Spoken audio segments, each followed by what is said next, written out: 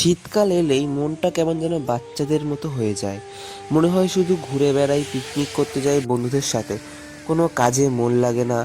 মায়ের কাছে পিঠে খাওয়ার আবদার, তেলে পিঠে, দুধ পুলি, পাটিসাপটা, আরও কত কী। ঝোলা গুড় পাটালি দিয়ে রাতে গরম রুটি খাওয়া, খেজুরের রস খাওয়া। ছোটবেলায় তো ভোরের কুয়াশাতেই হাতে বাটি নিয়ে বেরিয়ে পড়তাম খেজুরের রস চুরি করতে। সব মিলিয়ে এক দারুণ রোমাঞ্চকর অভিজ্ঞতা হয় এই শীতকালে। তাই তো আমার পছন্দের তালিকায় শীতকালকেই বেছে নিয়েছি। WhatsApp guys, this is Rupam and welcome back to brand new vlog. তো আজকে হচ্ছে সেই দিন, মানে পিঠে খাওয়ার দিন, মকর সংক্রান্তি।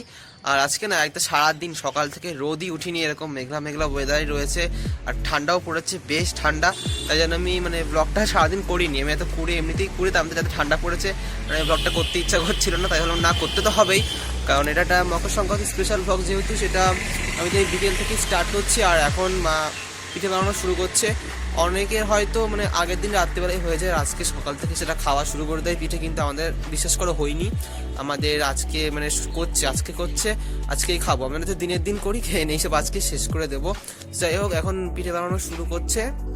তো দিদা তো আছে, তোমরা হয়তো দেখেছিলে যে আমাদের বাড়ি দিদা আসছে, দিদা আছে আর মা দুজন মিলে করছে। তো আর কি লাগবে, একদম পিঠে দারুণ হবে। আর কি কি পিঠে করছে আমি জানি না, তো দেখি চলো কি কি পিঠে করছে না করছে সব দেখাচ্ছি তোমাদের। আর তোমরা হয়তো অনেকেই সকালে পিঠে খাও, পিঠেটাকে বাসি করে খেতে বেশি পছন্দ করো, কিন্তু আমাদের বেশি ভালো লাগে হচ্ছে, আসলে আমারটাই বলছি, আমি তো সন্ধ্যেবেলা খেতে বেশি ভালো লাগে। ঠান্ডা পড়ে, ঠান্ডার মধ্যে তো পিঠে খাওয়ার মজা আলাদা। কম্বল টম্বল জড়িয়ে পিঠে দিয়ে যাবে, গরম গরম পিঠে খাবো, ওই জিনিসটা আমার দারুণ লাগে। আমি ছোটোর দিয়ে এরকমই খাই। আমি সন্ধ্যাবেলাতেই বেশি খাই, সকালটা অত খাই না। তো এরকম কম্বল টম্বল জড়িয়ে আমার খেতে হেভি লাগে। তার সাথে টিভি হোক, ফোন হোক, কিছুটা দেখতে দেখতে খাওয়া আমি আরও পছন্দ করি। তো আজকেও সেইভাবেই খাবো। আর ওয়েদার তো তোমরা দেখতেই পাচ্ছ এরকম পুরো মেঘলা ওয়েদার, কোনো রোদ বলে কিছুই নেই, এরকম ঠান্ডা ওয়েদার। তো আমার তো প্রচন্ড ঠান্ডা লাগছে। তো চলো নিচে যাই, ছাদে থাকতে পারছি না, ঠান্ডা লাগছে প্রচন্ড। তো এখানে দেখছি যে কি সব চালের গুঁড়ো, আর এখানে একটা বিউলির ডাল না কি সেটা ডাল আছে জানি না আমি।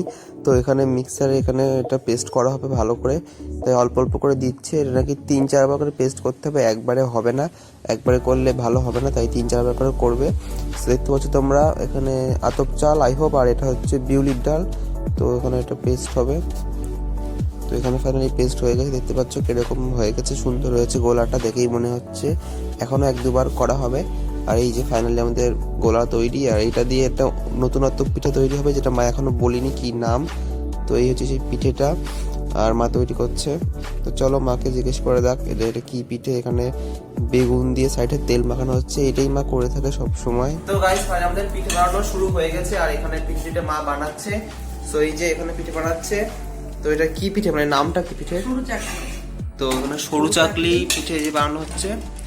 এটা একটা ধোসার মতো দেখতে হয়, এটা নলেন গুল দিয়ে বা তরকারি দিয়ে, আলুর তরকারি দিয়ে অনেকেই খায়। 3টে খাওয়া হয়ে গেছে, দিদা আর আমি খেয়েছি, আমি একটা এখনো খাইনি।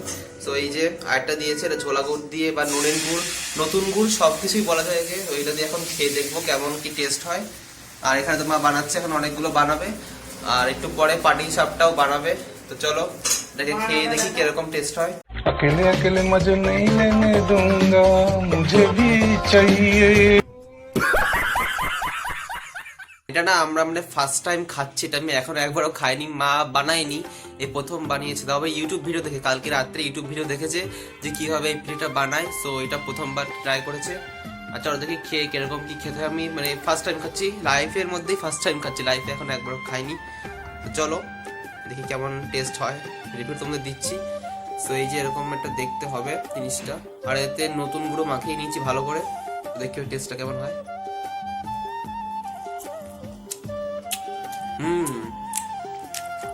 টেস্টটা কত দারুণ, দারুণ টেস্ট।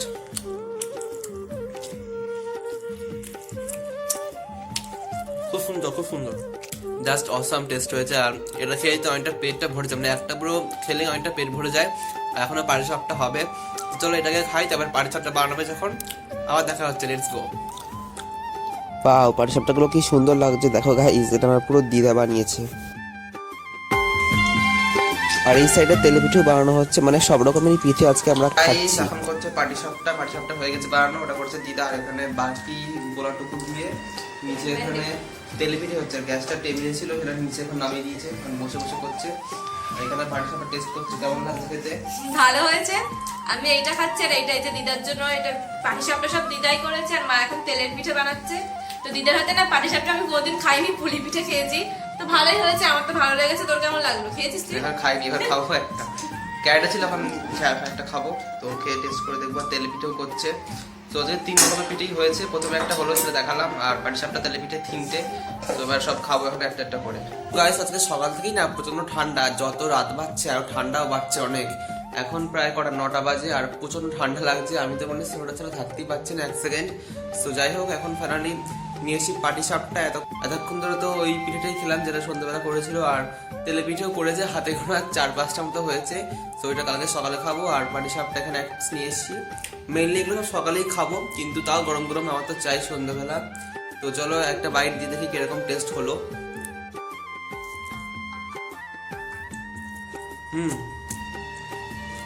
আর না ভিতরে সন্দেশের দিয়ে করা, তো নারকেলটা আরো বেশি টেস্ট লাগে। তাও এটাও অনেক ভালো হয়েছে খেতে, সন্দেশের দেওয়া হলেও।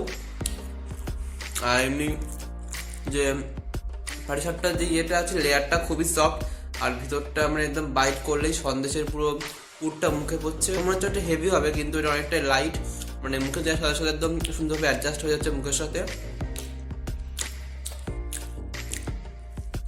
দারুণ। তো গাইস এখন বাজে রাত ঠিক 11টা, আর আমার লুক তোমরা দেখতেই পাচ্ছ, মানে মনে হচ্ছে কতটা মোটা আমি, কিন্তু মানে এতটা ঠান্ডা। আমি মানে 3-4টে মতো সোয়েটার প্রায় পরে নিয়েছি, আর ওপর দিয়ে যে কোট মতো এটা পরে নিয়েছি, এতে মানে ভালো মতো ঠান্ডা আটকায়, তাই আমার প্রচন্ড ঠান্ডা লাগে।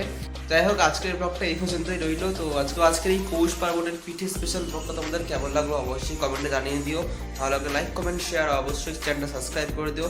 চলো দেখা হচ্ছে খুব শীঘ্রই ব্র্যান্ড নিউ ব্লগের সঙ্গে। ততক্ষণ খুব ভালো থেকো সবাই, tata bye bye, love you.